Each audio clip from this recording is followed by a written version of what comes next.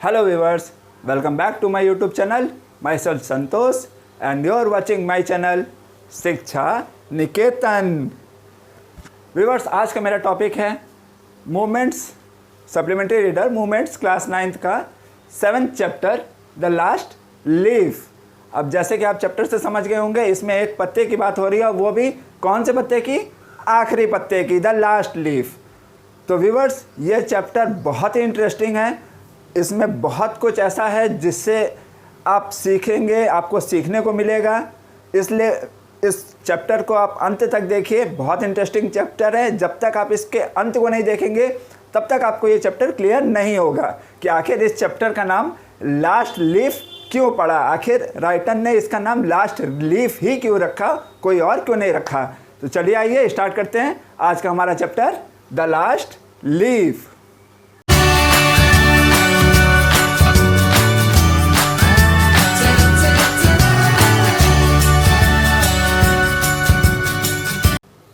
Viewers, ये chapter शुरू होता है दो गर्ल्स से, सुई एंड जॉन्सी, जो कि आपस में फ्रेंड्स हैं। एक हाउस के 3rd फ्लोर में एक छोटे से फ्लैट में ये दोनों लोग रहती हैं और ये दोनों ही यंग आर्टिस्ट हैं। दोनों ही यंग आर्टिस्ट हैं, आर्ट्स वगैरह करती हैं।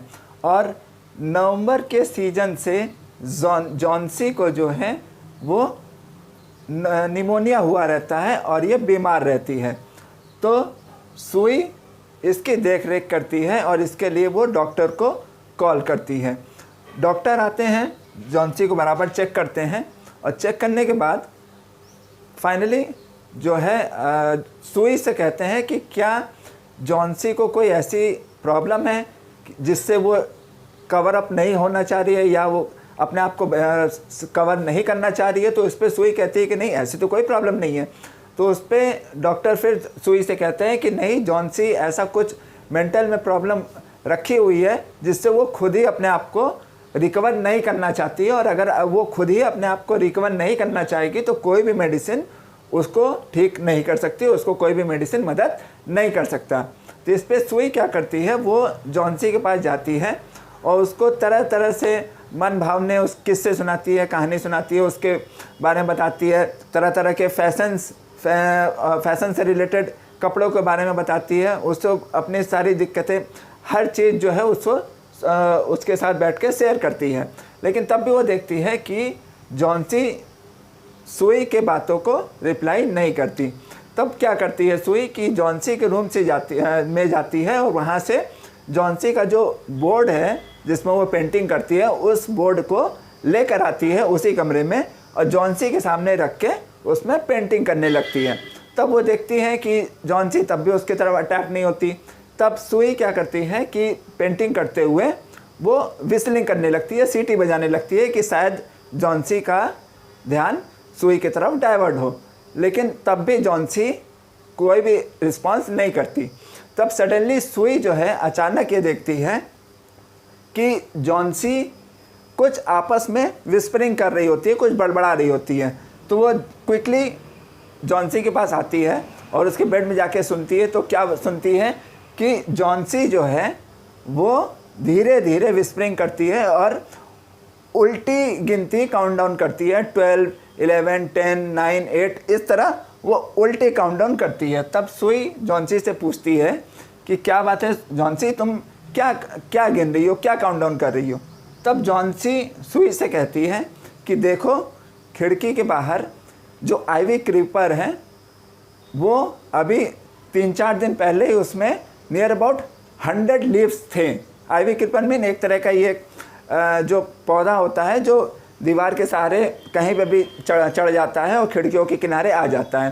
तो जॉन्सी उसी खिड़की के बाहर उसी आइवी क्रीपर को देख के सुई से कहती है कि देखो, इस आइवी क्रीपर को नियर अबाउट 3-4 दिन पहले इसमें अप्रॉक्स 100 लीव्स थे, लेकिन आज इसमें मात्र 5 और 6 ही पीस बसे, 5 और 6 ही लीव्स बचे हुए हैं। तो जब ये आखिरी लीव्स भी फॉल हो जाएगा, सेट हो जाएगा, तब मैं मर जाऊंगी। तो इस पे सुई कहती है कि तुम क्या बकवास कर रही हो, एक पत्ते के सेट होने से तुम्हारे मरने का क्या संबंध है, इस तरह की फालतू बात मत करो। डॉक्टर पूरे श्योर हैं कॉन्फिडेंट है, तुम सही हो जाओगी, तुम बस दवा खाओ, अपना ध्यान रखो और आराम करो, बाकी ये फालतू की बात पे तुम ध्यान मत दो। ये सुई जॉन्सी को कह के फिर वो चली जाती है किचन में और जॉन्सी के लिए एक बाउल सूप का लेकर आती है। जब वो बाउल सुई जॉन्सी को देती है तो जॉन्सी कहती है कि मुझे भूख नहीं है सुई, ये बाउल तुम लेती जाओ, मुझे बस उस आखिरी पत्ते को गिरते हुए देखना है जो कि आइवी क्रीपर का जो खिड़की से बाहर देख रहा है।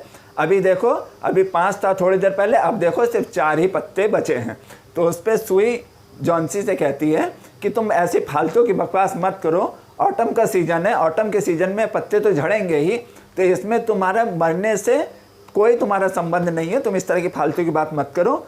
इतना समझा के फिर वो जॉन्सी के बेड पे आती है, उसके माथे को किस करती है, उससे कहती है कि जॉन्सी तुम थोड़ी देर रेस्ट करने की कोशिश करो, मुझे एक पेंटिंग बनानी है, क्योंकि मैं जब उस पेंटिंग को बना के कंप्लीट करके सेल करूँगी तो उससे जो पैसे आएंगे उसी से मैं तुम्हारा इलाज भी कराऊंगी और मुझे अपना इधर हम दोनों का खर्चा भी चलाना है, तो प्लीज़ तुम सोने की कोशिश करो।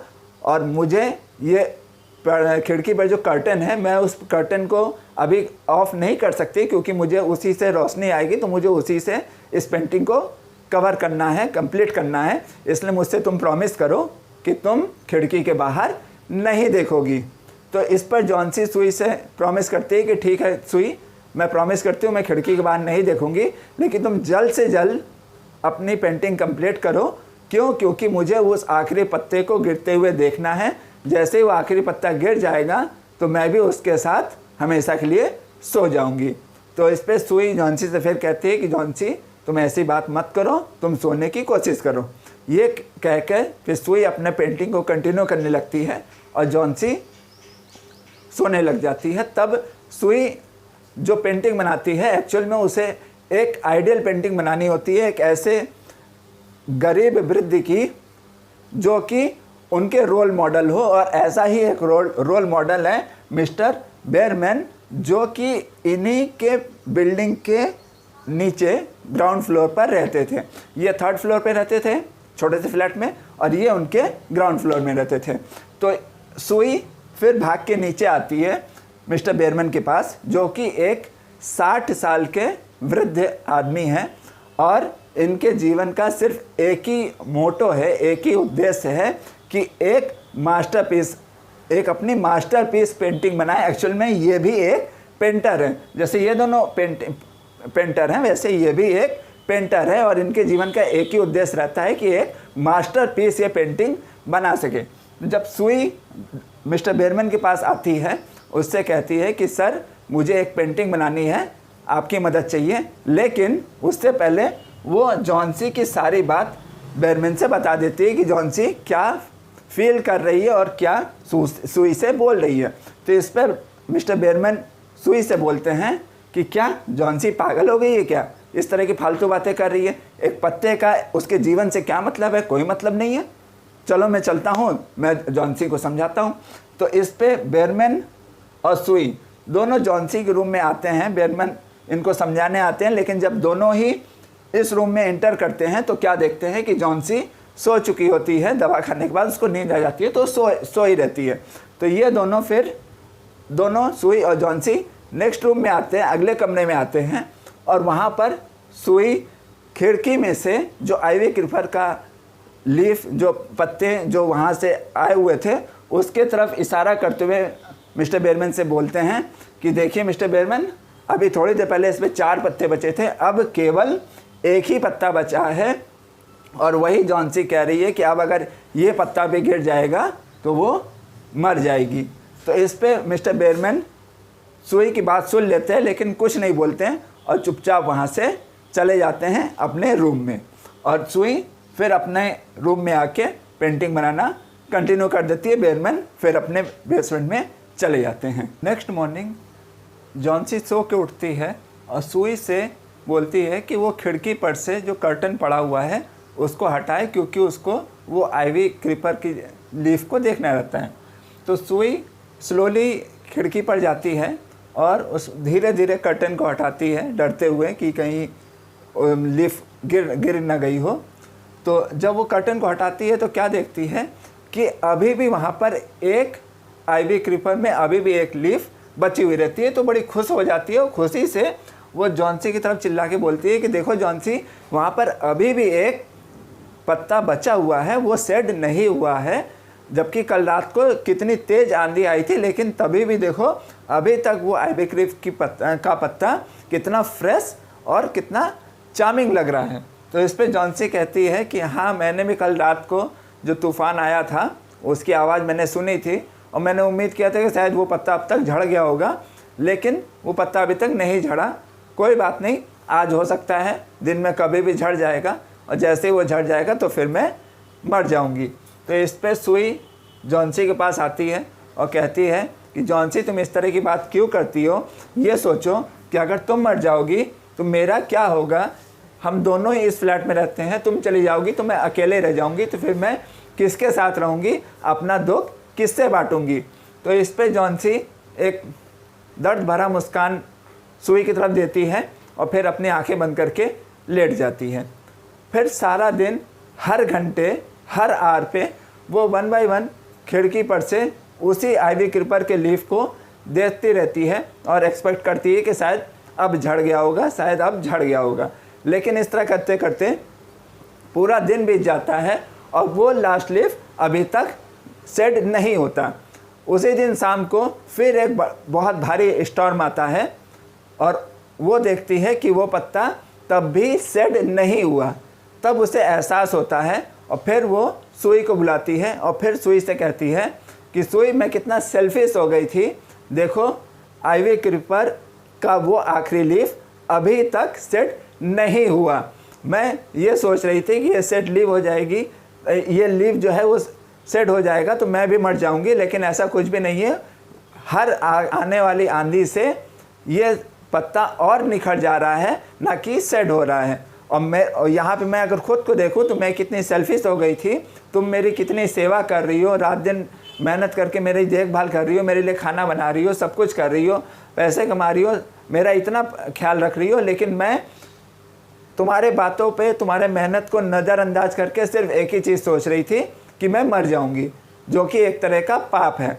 तो मुझे प्लीज़ क्षमा कर दो मेरी सहेली, मैं ऐसा अब नहीं सोचूंगी। अब मुझे इस पत्ते ने समझा दिया है कि मुझे भी ठीक होना है और हर आंधी तूफान से लड़ते हुए आगे निकलना है।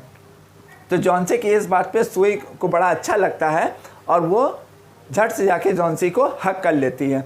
उसके बाद सुई ढेर सारा सूप बनाती है, गर्मा गर्म सूप बना के लाती है और जॉन-सी को देती है और साथ ही उसको मिरर और कॉम्ब भी देती है। जॉन-सी उस सूप को पीती है और फिर मिरर से अपने बालों को कॉम्ब करती है। उसके बाद नेक्स्ट मॉर्निंग, अगले दिन मॉर्निंग से जब आफ्टरनून होता है तो डॉक्टर फिर आते हैं, जॉन-सी को चेक करते हैं और चेक करके डॉक्टर बड़े खुश होते हैं और सुई से कहते हैं कि अब डेफिनेटली जॉन-सी सही हो जाएगी।